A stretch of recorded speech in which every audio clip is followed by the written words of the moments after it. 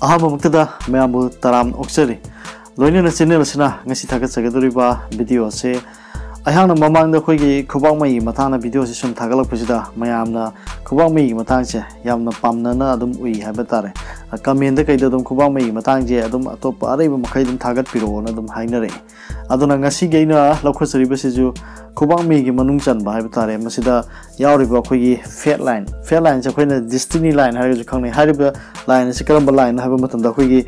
Makha the Gina, Kuyaitamna. Jumna Karakpa, Mayauri, Masi Queen a fat line, Haragakane, Hidable lines, Masigi Matangani.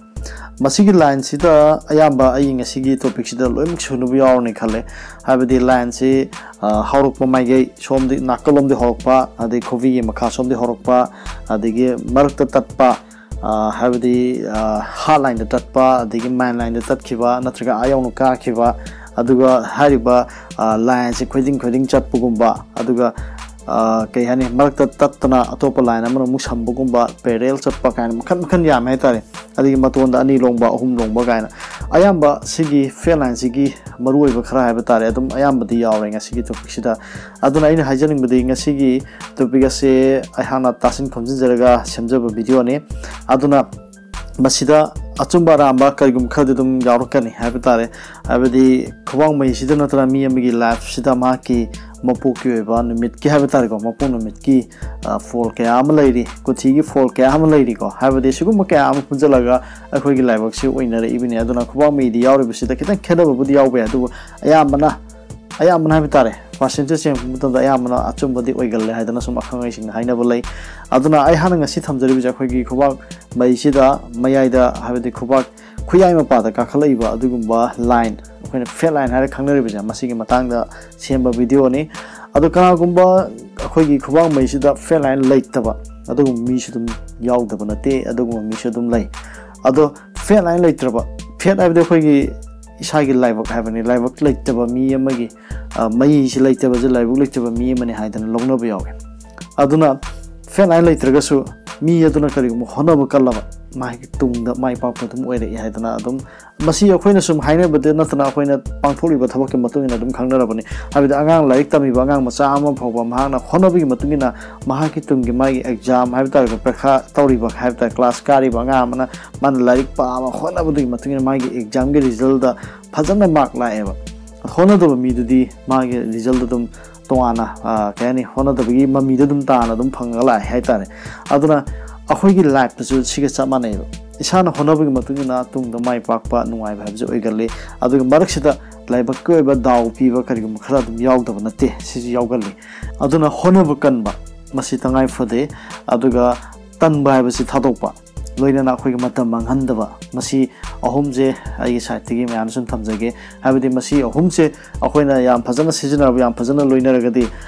Tung the My Park, have the Oigoribane. Kubang May Matungu, a Kangashing Habibada, a Hoigi Lady Bumbaisa, Masi, Aina Tauriba, Tawaki Matungina, Aining a sea punk to Iba Matungina. Kubang May market Tonga May, Masum Sheme have some Heidi, Kangashing Habibani, have the Aina Lady Maja, Masigi, Maisi Momatanda, Nahakse, Sigi Matangsida, Sumaina talk about to do Omalere, Natragan Haki, Lab the Sumaina Lady, and Tabak Toriba Tabakse, Tabak Talani Voido, Natragan Hak, Peshagi, Awabala, Katorishi Matangsida Gana, Kangam the neighbor, Fishers, the Kang the neighbor, Kubang Maisi Yanga, Adu Kangavanina, Aina Kaido, Butag, have him tanda, in the Shendopum Sang. Aduda adu oirani haidana hekta oigedobu leite habitar habidi ngasi ayahana hana khangbagi matungin ayahna semdokpagi tanja am phangeba semdokpa je aina adu matamda aina warakadabu je hana khangagadi maduda thokadabu thokdu tholukna widamakta ai karigu khara ngasi tawbu taeba adu tawbu matungina khowamida adumaina leiramba mai isa mahaki matang chahi matang yaropudru wagani natraga adu oigani na haramba ja masi amuk change tawreba Aduna Hariba, a Queen of Kwame Matangi, a Queen of Sumina, lay Haitana, Haitian, Habiba Haitare. Aduna, I think I sit from the Ribisi, Quaki, Kwame, Munga, Yan Maru of Fairline Hariba, Masina, Karikari Funto Page, Mahaki Makalkam Yami, a Quay Yawidiba, Kwashing and Duda Ladyba, Kwame, Fairlines, May I the Caribja, masi ehang ngasi palak pasida yawbra yawdabra adum yengbiyo aduga masida soibara ma yaw sumana ngapiu haidan haijari haidi miyam gi damakta video si semjabani mayam haibirakpa mayam request tawbirakpa hai tara adugi matugina video si semjabani loinana video yengbiru bisim naw singe marakta channel subscribe tawdriba karigum yawi lerga channel asinu sibiduna subscribe tawbiru maidan haijari video si miyeng taminarasi ahama muktada mayambu channel sina taramna oksari loina rangasi semjagidoriba video si khobak mai gi manung channel lariba adugumba fat line hariba amorom dharagna koina destiny line haraga khangnariba line adugi maramdani hariba line adu ai mayamda thamjage madudi khujing digina akoi khuyai tamna chumna karaiba adugumba line adubo koina fat line haraga khangnai hariba line asi yamna maruiba line amani kanagumba miyoi amagi khubak adugi fat line adu chumna sangna hek leiba uba matamda awuba mising aduna miyoi adubu yamna laibuk phaba punsida mai paklagadaba adugumba mi amani haidana launai tasengnamak fat line fajana leiraba mi adu mahaki laibak mahaki career amadi mahaki panthung yauba ngamba pi haidana launai maramasina line asi amaromda ekhoina destiny line hairagasu khangnaribani fat line hariba line asi ekhoigi khubaki khujeng degi khujai tamna karagliba line adubu fat line hariga khangnai hariba line asi makhal yami line asi gi sang batenba line asi gi haurakpagi mafam haibadi karomdegi haurakpagi habaduni aduga line asi gi maton longdaba aduga line asi matat tatpra haidana sumaina mahaki makhalji yami maramasina ahamada lokhaliba fat line makhalasi yamna mayek sengba amusung yamna sangba adugumba fat line amagi maramdani picture se ta piriba asigumba fat line habida red line singebaja masimak adum haibatare mami asi yamna sengi amusung yamna su sangi kanagumba miyo yamagi khubak adu da lairiba fat line adu khujing degi horoktuna khujai ge makha adaida yaurabadi hairiba miyoi adu yamna honaba kanba masana maromdom honajaduna mai pakpa miyoi oigali mahangna tawge khanba honage khanba thabak adu kanagi sumi kha ponda honajaduna yauba ngamba miyoi oigali miyoi asi mina lakchaba yadaba miyoi oigali mahisu mayai oina fai ningkhiba hongdaba honaba kanba amadi karigumba miyoi asina khutsa hairabadi lemna khak mangba mi oigande haibadi mai pakpa mi oigal habani anisubda fat line ge maramda lokhachariba asina akhoi khubang mai asida my line haidana lairiba line che masi yaudabida kariguma fat line asi marakta loikhiba maraksi tatkhiba haibatare haibadi my line yaudabida asigi maramda kariguma kha thamjage kanagumba miyo yamage fat line adu karigumba khubang mayaida haibadi my line natragana headline asi yaudana lepkhrabadi hairaba miyoi adugi punsi adu awaba kaya thengnabo igali honabadi yamna kanjaba sel tanbada yamna wajaba adubu saving di lehogdaba adugumba miyoi oigali maram asina hairiba fat line asi leiba miyoi sing asi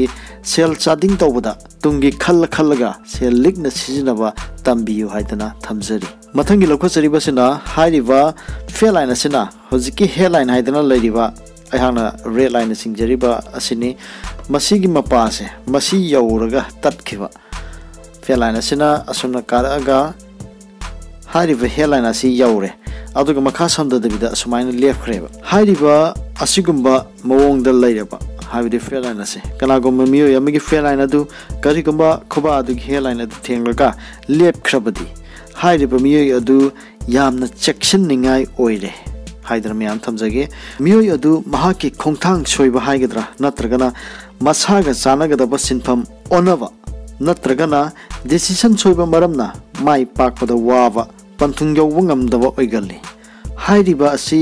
miyoi aduna sahi 35 yorokpa adaida oigalli maramasina isagi life ki oiba decision adu chumna lobiyu amadi isagi career ama semada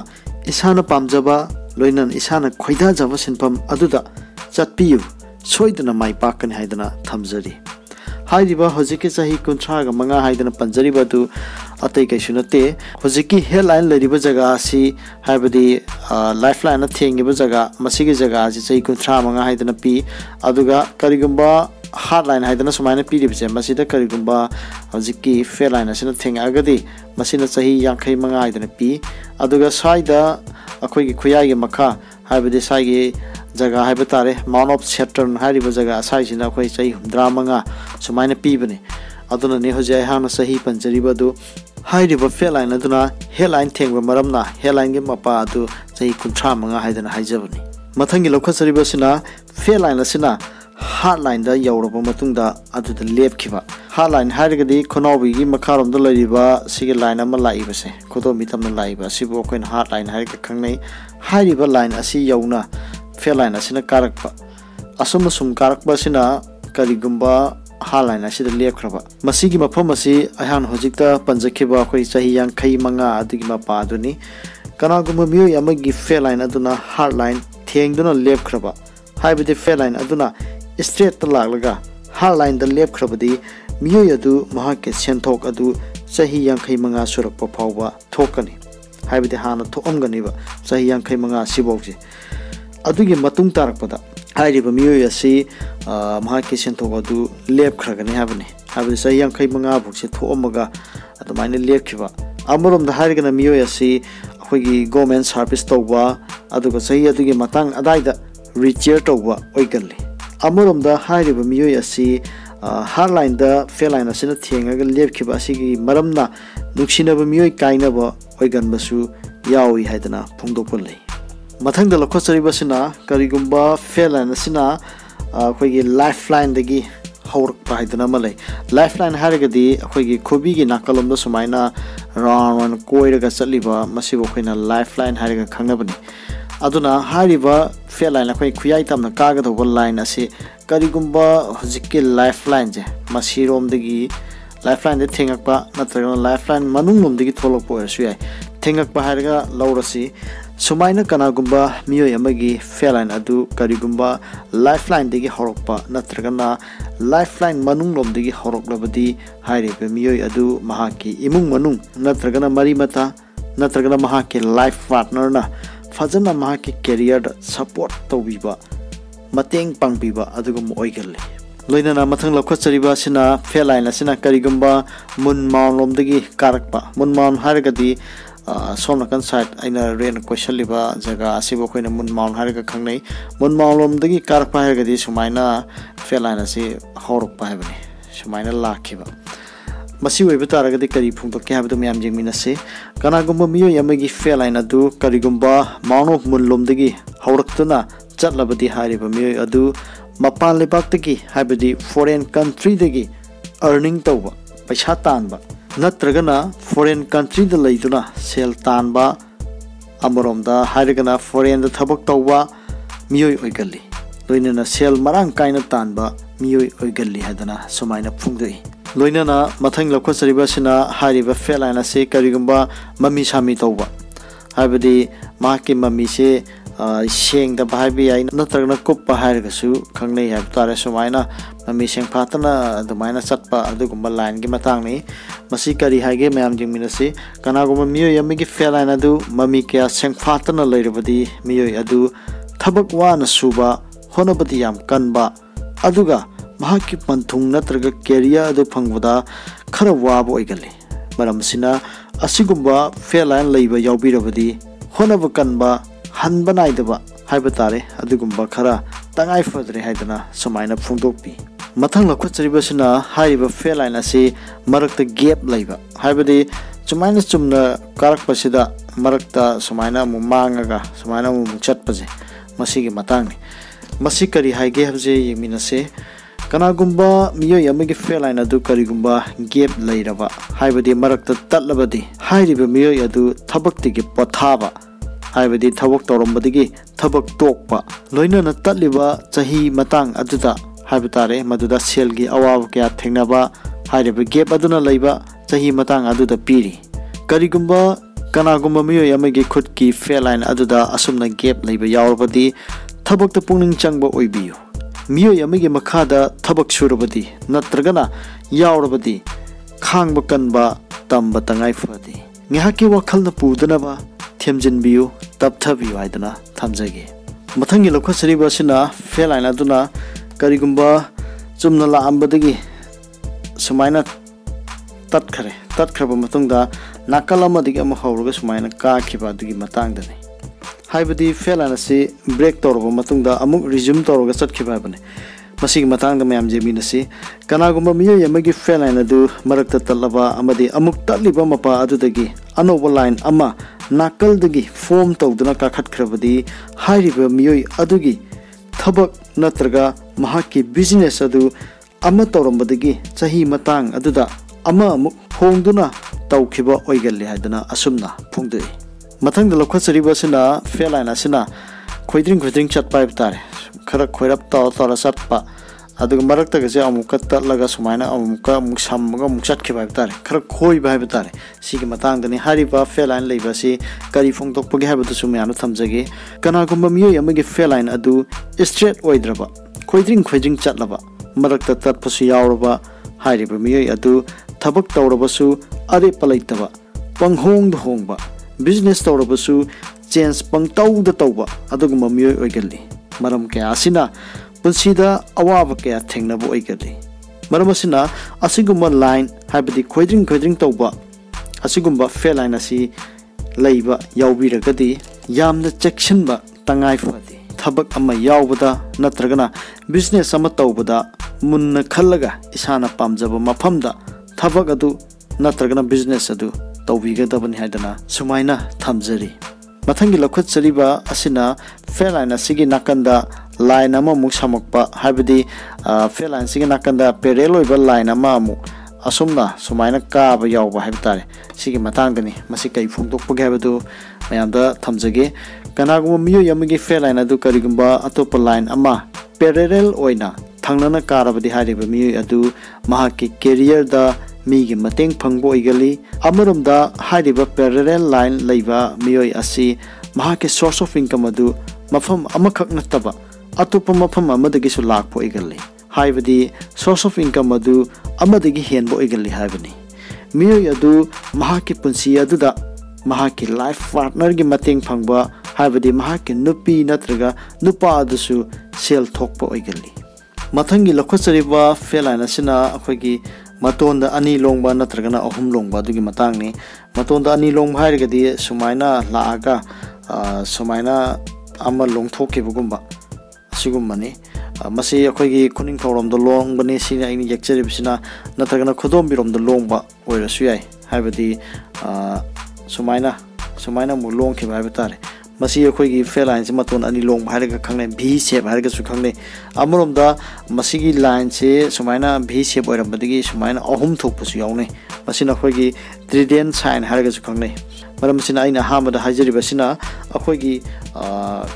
v shape oiba masigi matangda khara thamjage kanaguma miyo yamagi fail line adugi maton adu v shape oiraba haibadi ani long labadi miyo adu gun kya chenba natragana mahake source of income adusu ani subo egali haidana sumaina phungdei loinana amoromda mahaki maton ani longba du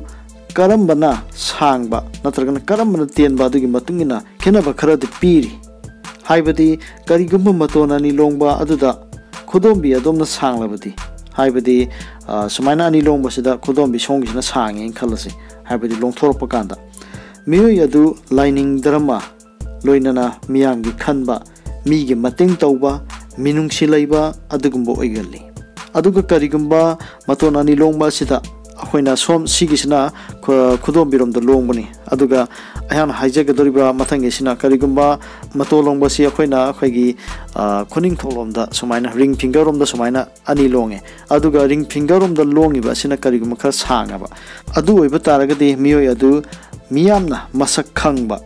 kala isai nomai amadi sarkar gi achauba reward ka phangba adugumba miyoi oigali maming chatpa mai pakpa oigali haidana asumna phungdei loinan hariba bhi shape asi loraba matungda khoina karigumba fail line asi asumna trident form habide ahum longba si karigumba yawba taragadi chigumba miyoi asi adukumatik lebuk phaba adugumba miyoi kanglupta chingi hariba miyoi adugi punsi adu yamna nungaiba source of income yamba दाव यागनबा निंजब मनिंग थुंगबा यामना लक्की ओइबा पुंसी ओइगल हाइदना असुमना थंबिरमी अरोइबदा थमजगदोरिबा असिना feline लैतबा feline याउतबा अदुगुम खुबाकी मतांगदनी करी फुंगदोकपुगे हाबदु मयाम जिंगमिनसे खुबाक मईदा feline असि यामना मरु ओय यामना अफब खुदमनी हाइदना पीरी अदुबु करीगुम याउद्रगदी याउद्रबा मी अदु महाक मराइबु थिरबा मियोय हाबदु ओइगदोरिबरा मसी हंगनिंगाय ओइबा मसी मयामना हंगनिंगबा अदुगुम्बा अमा ओइगदोरिबनी कनागुम्बा मियोय अमगी खुबाक अदुदा feline याउद्रबदी हाइरिबा मियोय असि अयामबना अवाबो ओइगली असुमना फुंगदई feline हाइबदी अखोइगी लाइबक्की मई हाइबनी मरम मसिना feline लैतबा मी असि लाइबक लैतबा मी अमगुम नोंनै हाइरिबा मियोसिंग असि पुंसीदा अवाबा कया थेंगनबा मराइबक लैतबा ओइगली असुम हाइदना खुबांग मईगी मतुंगिना फुंगदई अदुबु चैनल सिना हाइजनिंगबदी खुबांग मई असि ngasi aina tauba ngasi aina pangthokpa thabak adugi matungina ahongba lai maikei semlai honaba kanba masage marai bak leitrabasu tungda mai pakhiba miyoi kya leiri atanba honna ningdaba masage khubang mai dadi marai bu fabu oi haidana pirabasu mahangna tanba amade honna ningdaba aduna awaba da tarakpa kya yauri marai bu fagani haidana piramba khubaki mai mangkhigani maramasina aroibada haijaning libadi ngasi pangthokpa thabak thoramna hayenggi fol lepi maramaduna punsida mai pakpa nungaiba chakhatpa mi ama oigi haina khallabadi ahambada honaba kanba anisubada tandaba ahumsubada matam manghandaba hairiba laiwa ahumasi sijinabiyu ngasi goinadi matang swaida video asi loisinjarage video imbiribasing marakta channel subscribe tawdriba yobiba yawragadi channel asi nungsibiduna subscribe tawbiramu haidana haijari matang swaida video asi loisinjarage haidana miyamda haijari kanglai faimana yaifare